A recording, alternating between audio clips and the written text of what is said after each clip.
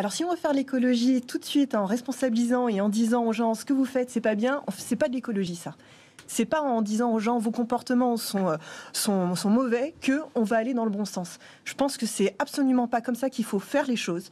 Je pense que l'écologie, elle se résume pas au comportement individuel des gens. Parce que si on prenait la somme des comportements, que tout le monde se mettait à l'écologie, on ne changerait pas pour autant la trajectoire écologique dans laquelle on va. C'est-à-dire qu'on va à la catastrophe. Il faut changer le système, c'est-à-dire celui qui fait qu'aujourd'hui, on consomme trop, on produit trop. C'est ça la vraie... Mais c'est quoi le problème avec les SUV alors ? Mais il n'y a pas de problème avec les SUV. Ah bon, on peut continuer ? Ce qui compte, c'est que quand merci, merci, au revoir. Ce qui compte, c'est que quand on dit on veut changer de modèle automobile, il faut, quand on donne des sous aux entreprises, des milliards comme on a fait, il faut des vraies contreparties. C'est-à-dire qu'il faut réfléchir à l'ingénierie des matériaux, il faut réfléchir aux énergies, il faut réfléchir... Moi, je suis pas contre les automobilistes. Les gens, ils n'ont pas le choix de prendre la voiture. Et c'est pas monsieur qui me dira le contraire.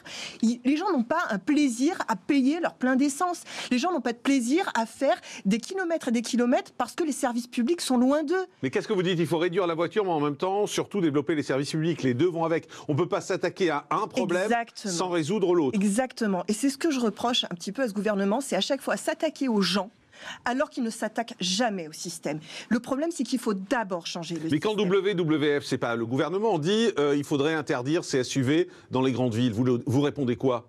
Je réponds que malheureusement, c'est pas dans ce sens-là qu'il faut faire les choses. C'est d'abord, il faut revoir le système.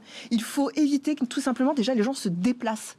Commençons par ça. Mettons des services publics à côté des gens. Aujourd'hui, en France, il faut faire parfois 1 heure de transport pour aller payer les impôts, pour aller dans un hôpital, pour aller voir les... C'est ça la réalité des gens. C'est qu'aujourd'hui, se passer de la voiture, c'est uniquement une vision parisienne. Mais là, il ne s'agit pas de vous n'êtes pas contre les voitures dans le centre-ville, alors ?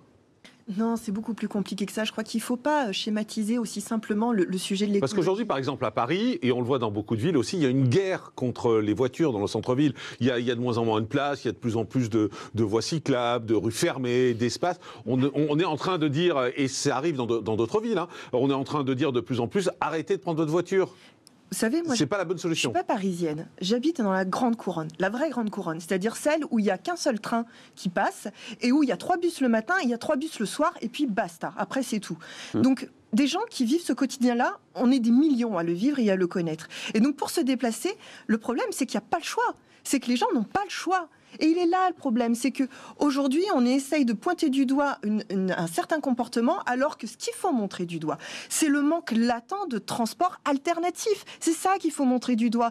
Ça fait des années qu'on le dit. Ah mais ça fait des années qu'ils font rien, c'est pas de ma faute. Hein. C'est ça. Nous, vous savez, on a des vraies propositions là-dessus. Et justement, faire en sorte, l'écologie, c'est pas un petit sujet, il faut s'attaquer au système. Tant que notre système vantera le fait qu'on produise des biens à des milliers de kilomètres et qu'on achète aujourd'hui juste à côté et qui coûtent absolument pas cher. Tant qu'on valorisera le fait qu'on déménage le monde en permanence.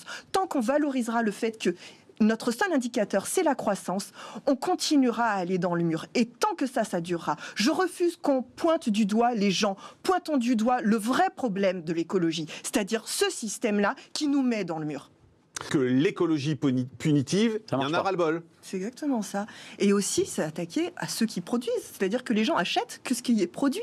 Donc, quand on donne des milliards à Renault et aux autres, essayons justement de leur dire autre chose que des incantations, mais forçons-les à changer aussi les modèles qu'ils proposent. Alors, vous savez, c'est possible, ça a déjà été fait dans l'histoire. C'est juste pas pour les défendre, Julie, mais en fait, la réalité, c'est que si on regarde les émissions polluantes des véhicules, elles ont été divisées par 1000 sur 20 ans. Donc ils font le boulot, ils n'ont pas attendu les politiques. On sait très bien qu'on peut faire davantage sur le recyclable. On peut toujours faire mieux. Oui. On peut toujours faire mieux, mais aujourd'hui, rien ne leur est demandé. Or, si on a besoin d'une planification écologique, ce dont on a besoin, et on peut que en convenir, il faut à un moment être en position de force et dire voilà ce que nous voulons et ce que nous ne voulons plus. Or, aujourd'hui, moi, ce dont j'ai peur, c'est qu'on ait un gouvernement qui capitule devant les lobbies automobiles, et ils existent, et c'est ça de ce que j'ai peur. C'est-à-dire qu'à un moment, nous, en France, on a eu des défis à relever. Je pense à 45, il y a une planification.